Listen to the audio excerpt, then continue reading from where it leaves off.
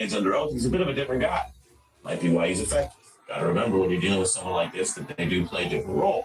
In private, he thought, yeah, I'm losing for sure and I'm toast if one of these stories comes out. That, prosecutor said, is how he and his campaign leadership viewed the Stormy Daniels and Karen McDougal stories. Hicks confirming the DA's argument with evidence, with her eyewitness testimony, that Michael Cohen and the Inquirer had to bury both those stories and do it as a campaign plot for Trump to keep that narrow path even possibly open. Hicks asking Michael Cohen, for example, to get the tabloid publisher's number on November 5th. Remember I told you about the receipts?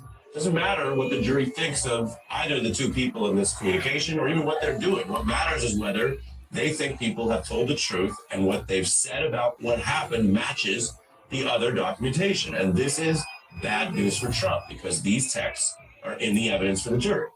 And this is as good a confirmation as you can get in writing between key people who were both Trump loyalists at the time, going back to the tabloid chief, David Peck. Hicks testifying she asked because Trump wanted to speak with him, and so she connected the two of them. But she did more than that. She also connected the dots. If this sounds like it's bad and damning evidence against Donald Trump, it is. I would remind you that just because it sounds bad doesn't mean the story's over or he's guilty. He is legally presumed innocent, and they have to use the high bar of beyond a reasonable doubt for 12 people. So if they convince 10 or 11 people that everything you just heard really did happen and it amounts to this crime and it was this cover-up, that's not good enough. They need all 12.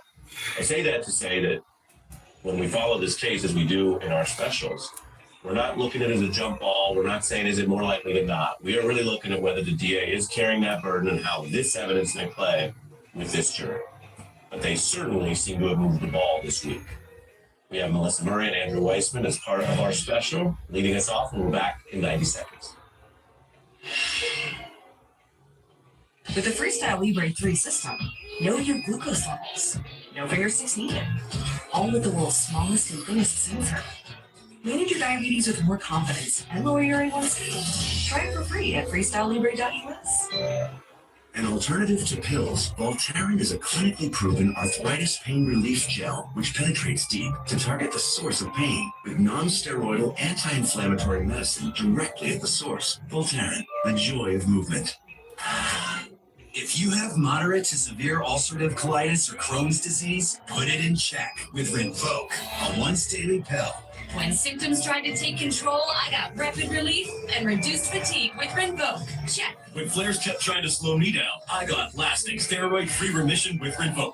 Check. And when my doctor saw damage, Rinvoq helped visibly reduce damage of the intestinal lining. Check. For both UC and Crohn's, rapid symptom relief, lasting steroid-free remission. And visibly reduced damage. Check, check, and check. Rinvoq can lower your ability to fight infections, including TB, serious infections and blood clots, some fatal. Cancers, including lymphoma and skin. Heart attack, stroke, and GI tears occur.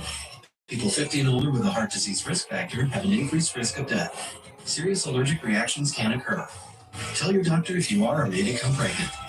Put UC and Crohn's in check and keep them there with Rinvoq. Ask your gastroenterologist about Rinvoq and learn how AbbVie can help you save. I was becoming increasingly concerned that we were damaging his legacy. What did the president say in response to what you just described? He said something along the lines of, nobody will care about my legacy if I lose. Trump aide Hope Hicks, that's what she looks like testifying under oath. That was in a different proceeding where we had cameras, the Gen 6 probe in Congress. We're now joined by our lawyers for this special, Melissa Murray and Andrew Weissman. Andrew, I know both of you watched this closely today. What did you think of Ms. Hicks' testimony? I think your description of her testimony being a body blow is totally accurate. This, I think, took a sledgehammer to a major defense. Prior to her testimony, a big gap in the DA's arsenal was did Donald Trump know about the payments to Stormy Daniels as hush money payments?